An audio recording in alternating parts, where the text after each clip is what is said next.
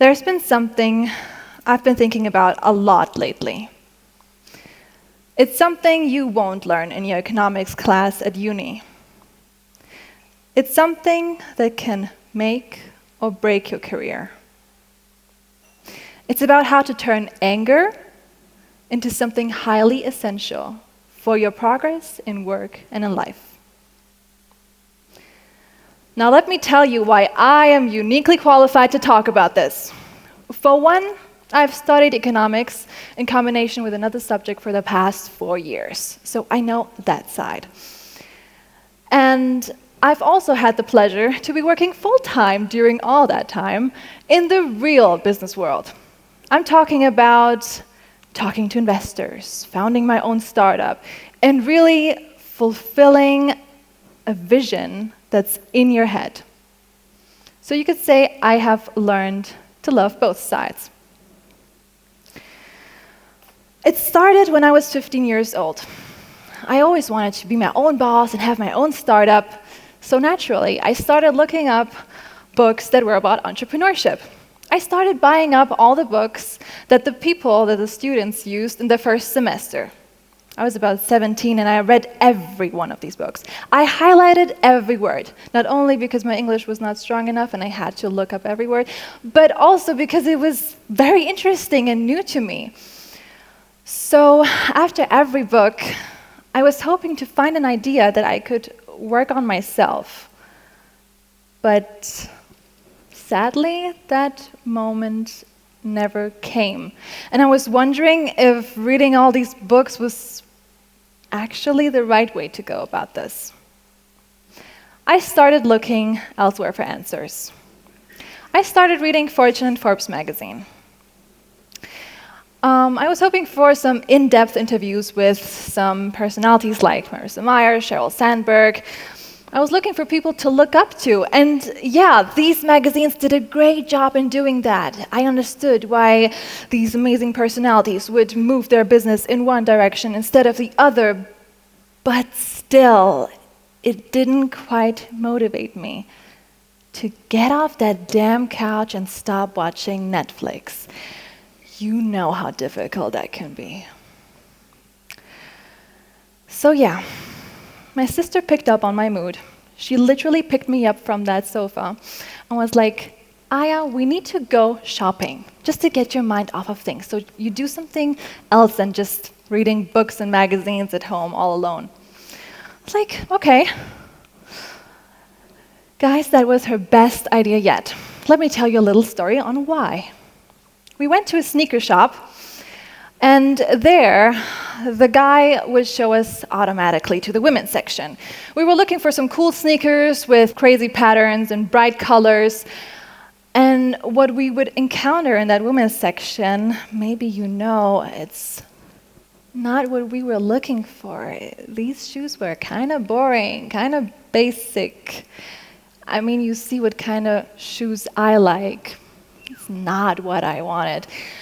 And we thought we were at the wrong store as our eyes glanced over to the other side, and I was like, oh shit, this is what I've been looking for. But the guy said, oh no, that's the men's section. No need to go there really. I was like, why? I was like, we don't have your size. Like, why would you not have my size? Like, I mean, these shoes, they're just not feminine enough. They don't suit girls or women, and they don't ask for it. Women just don't wear these. Needless to say, I felt offended. How dare you make stylistic choices for me, first. Second, it doesn't make any sense for me that a business would exclude 50% of their potential customers from buying their product. So as I became more furious, outraged, and disappointed, because I found out that they wouldn't sell the right sizes, my sizes, in their online stores or at any other shoe store for that fact, I was like, oh, man, I'm like, here, this just cannot be. I want to find my shoes. And I became more angry, and let me tell you what this moment showed me.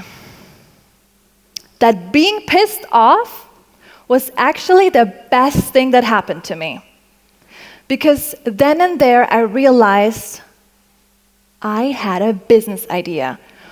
What if the world just needed a skateboarding brand or a sneaker brand for women that would cater to all these people who wanted bright colors in their shoes and crazy patterns, just like I saw in the men's section. I knew that this was an idea where I know what needs to be done, and I couldn't believe it. This was actually a real business idea where I felt motivated enough to just go out. So this emotion gave me something that the books couldn't give me, that the magazines couldn't give me, and that all these professors and teachers who talked about entrepreneurship couldn't teach me. It finally gave me the kick off of that damn couch. It was the anger that led me to coding my own solutions for the problems that I was looking for in this world. And it was anger that led me to write a book about Wall Street. And it's actually anger that makes me do that skateboarding trick for the 50th time, over and over again, even if I fall. So yeah, I had my very own business idea. But it didn't start there. I'm not popular for that skate brand. I'm still wearing these shoes that I found in the men's section. This is way too big for me. And this chapter for me is still not closed. So yeah, I'm still angry. And for a while, I challenged myself to write down 10 business ideas every day. At first, I had my problems with it because I asked myself the question, okay, how can I make money off of something? But that question later changed into, what pissed me off today?